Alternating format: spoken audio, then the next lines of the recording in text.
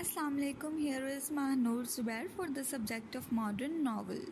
So the novel we are going to discuss today is Heart of Darkness by Joseph Conrad. So let's start.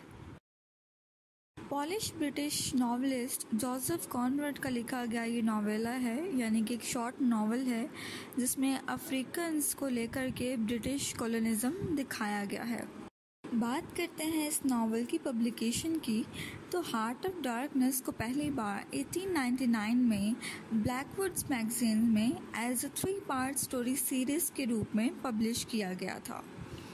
इस story को काफ़ी बार publish करवाया गया है और काफ़ी सारी लैंग्वेजेस में ट्रांसलेट भी करवाया गया है और फाइनली 1902 में इस सीरीज़ को, इस नावल को एज अ बुक पब्लिश किया गया था।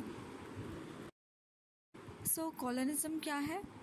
एक ऐसी प्रैक्टिस है जिसमें एक powerful strong country weaker countries को डायरेक्टली कंट्रोल करती है, उन्हें एक्सप्लॉइट करती है और वीकर कंट्रीज़ के रिसोर्सेज को यूज़ करती है अपनी पावर और वेल्थ को बढ़ाने के लिए।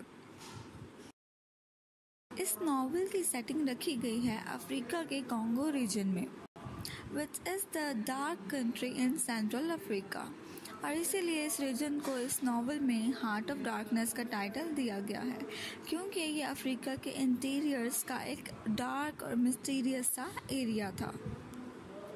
इस नावल में कॉन्गो रिवर पे शुरू होने वाले सफ़र को नरेट किया गया है। इस नावल के बैकग्राउंड पे पहले थोड़ी सी नज़र डालते हैं। तो ये जो नावल है ये पार्टली ऑटोबायोग्राफिकल है, क्योंकि ये कॉनरैड की 1890 की अफ्रीका के एक रीजन में, जिससे प्रेजेंट टाइम में कॉन्गो के नाम से जाना जाता है, उसमें उनके ट्रिप और उनके एक्सपीरियंस पर ये नावल जो है वो बेस्ड करता है। 1890 में कॉनरैड ने बजाते खुद जहाज़ के कप्तान के तौर पर दरियाए कॉन्गो का सफ़र किया था। कॉनरैड इस नावल में गोरों की मकारी, अयारी, बेमकसदियत, नाइंसाफ़ी, जुल्म, मुहब्बत और हवस का चश्मदीद गवाह है। सिर्फ ये ही नहीं बल्कि कॉनरैड काले लोगों के साथ रखे जाने वाले गैर इंसानी सलूक और हाकमियत को नाजायज़ तौर पर इस्तेमाल किए जाने को सही मायनों में उजागर करता है। दरअसल ये नावल जो है सफ़ेद फार्म ताजरों की ज़हनी वाबस्तगी को ज़ाहिर करता है। ये वो वक्त था जब ब्रिटिश एम्पायर पूरे वर्ल्ड में मोस्ट पावरफुल और प्रेवलेंट था, और कॉलोनिज्म और सिविलाइजेशन के नाम पर अफ्रीकन्स और बाकी कमज़ोर मुल्कों और उनके लोगों के साथ इनह्यूमन बिहेव किया जाता था, जुल्म जबर किया जाता था। और जोसेफ कॉनरैड को 1890 में अपने कॉन्गो सफ़र के दौरान ये सब देखकर एक बहुत ही डीप साइकोलॉजिकल शॉक्ड लगा था, और वो ये सोचने पर मजबूर हो गए थे कि कॉलोनिज्म के उस दौर में सिविलाइज्ड होने का आखिर क्या मतलब रह गया था, क्योंकि पढ़े लिखे so called civilised British colonisers और अनसिविलाइज्ड अफ्रीकन सैवेजेस के बीच कोई फ़र्क नहीं रह गया था। As the colonizers were behaving more savage-like than the savages. हालांकि कॉनरैड ने अपने इस कॉन्गो मिशन को बीच ही में गिव अप कर दिया था, क्योंकि अपनी बीमारी की वजह से उन्हें इंग्लैंड वापस जाना पड़ा था। उन्होंने कुछ सालों बाद इस नावल पर काम करना शुरू किया और इसमें अपने एक्सपीरियंसेस को शेयर किया। इस नावल के नरेटर चार्ल्स मार्लो हैं, जो कि काफ़ी हद तक जोसेफ कॉनरैड के पर्सोना और लाइफ इवेंट्स को ही रिप्रेजेंट करता है। इस नावल में जोसेफ कॉनरैड खुद वाक़यात नहीं बताता, बल्कि इसमें एक किरदार मार्लो के ज़रिए अपनी ज़िंदगी और अफ्रीका के सफ़र के नाकाबिले फ़रामोश और दिलखराश वाक़यात को इंतहाई सादा तरीके से बयान करता है। ये किताब कॉनरैड के ज़ाती मुशाहिदात पर मुश्तमिल है। मार्लो को बचपन ही से ट्रैवलिंग और पूरी दुनिया को एक्सप्लोर करने का पैशन था, और ख़ासकर जब वो मैप्स में डार्केस्ट प्लेसेस को बहुत गौर से देखा करता था, इंटरेस्ट के साथ, particularly the dark continent of Africa.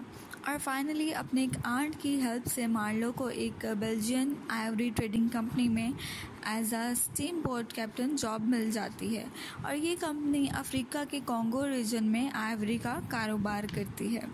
So now Marlowe embarks upon a sea journey towards Africa and then to the interiors of the Congo region. और उसे आइवरी ट्रेडिंग कंपनी के स्टेशंस पर रिपोर्ट करना था. Marlowe अपनी journey के हर रास्ते पर अफ्रीका के इस डार्क कॉन्गो रीजन को ऑब्जर्व करता रहता है. और जब मार्लो कंपनी के प्राइमरी स्टेशन पर पहुंचता है तो देखता है कि यहाँ पर रेलवे ट्रैक्स पर काम चल रहा होता है. फिर मार्लो ऑब्जर्व करता है कि यहाँ पर अफ्रीकन नेटिव्स जो कि गरीब और बहुत ज़्यादा लाचार हैं, उनको ज़बरदस्ती कंपनी के साथ काम करने के लिए फ़ोर्स किया जा रहा था.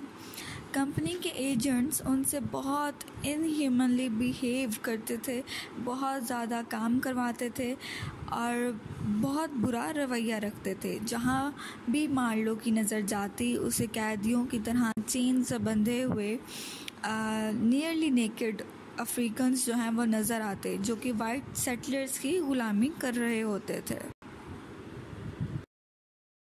और वहीं पर एक इंसिडेंट के दौरान मार्लो दरख्तों के साए में टहलने के लिए जाता है, जहां उसे पहुंचकर ऐसा फील होता है जैसे वो किसी जहन्नुम के अंधेरे उदासी भरे सर्कल में आ गया हो, क्योंकि वहां पे दरख्तों की छाँव में रेल रोड पे काम करने वाले जो ब्लैक अफ्रीकन्स थे वो मज़दूर हज़ारों की तादाद में पड़े हुए थे, लेटे हुए थे. वो बीमारी, थकन और भूख की हालत में बेहाल थे, जैसे कि वो अपनी मौत का ही इंतज़ार कर रहे हों. और उनकी हालत इतनी ख़राब थी कि नावल में उन्हें डिस्क्राइब किया गया है that their sickened bodies had become as thin as air. क्योंकि कंपनी के ब्रिटिश एजेंट्स उनसे दिन रात काम करवाते थे, जानवरों जैसा बर्ताव करते थे और उन्हें खाने के लिए भी कुछ नहीं देते थे. तो जब मार्लो अफ्रीकन्स की ऐसी हालत देखता है तो उसे बहुत ही ज़्यादा दुख होता है और इंसान की ऐसी मिजरेबल सिचुएशन, ऐसी पिक्चर को देखकर वो काफ़ी अंदर से हिल जाता है, दुखी हो जाता है.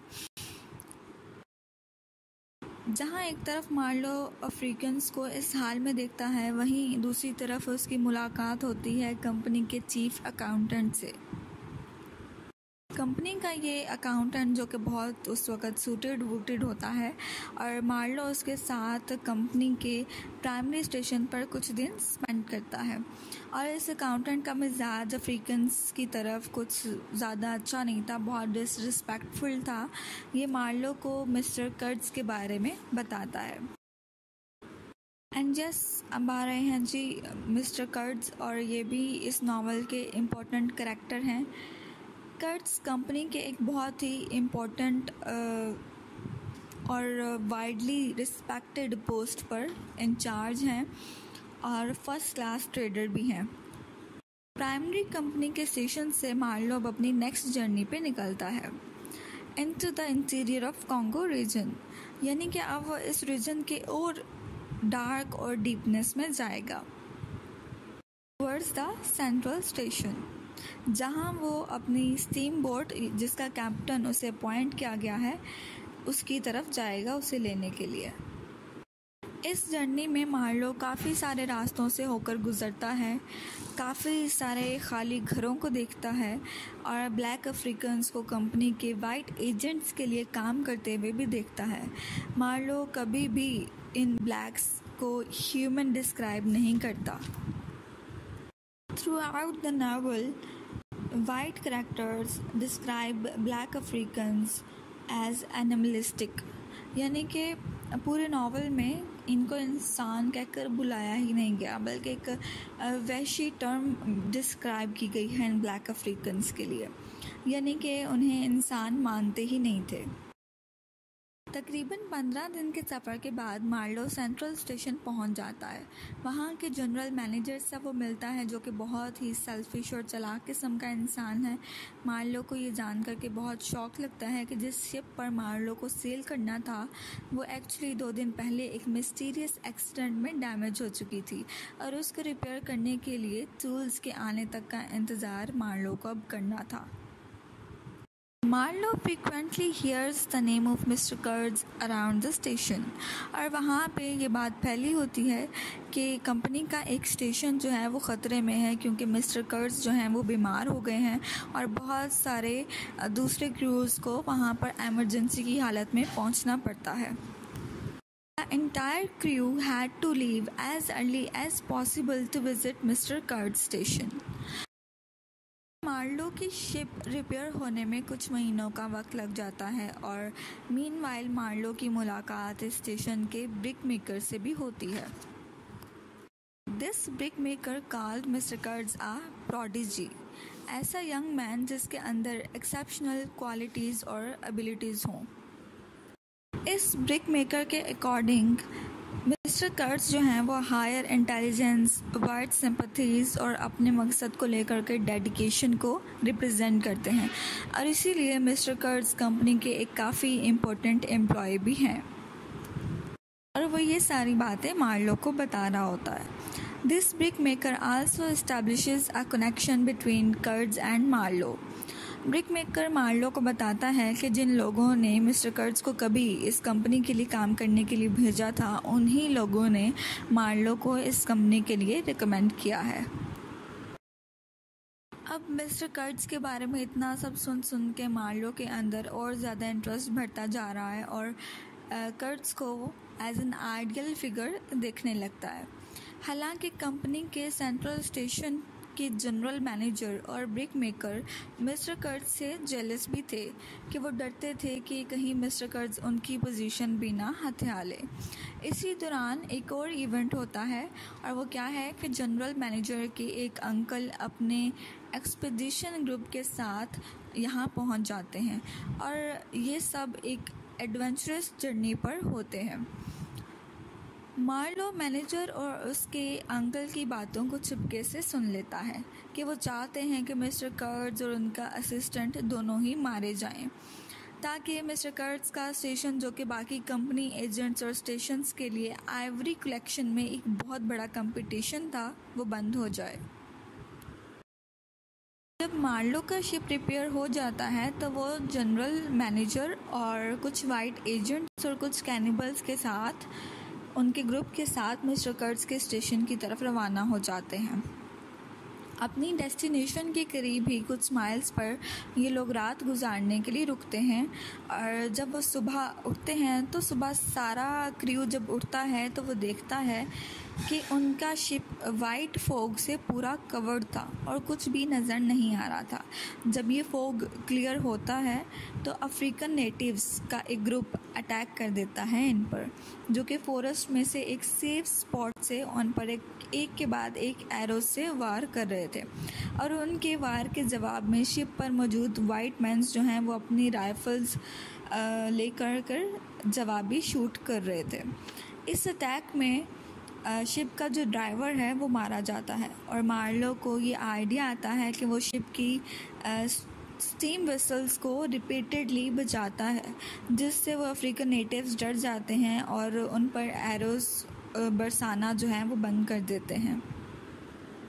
In this lecture, I have explained the half of the story and the next half will be discussed in the next lecture.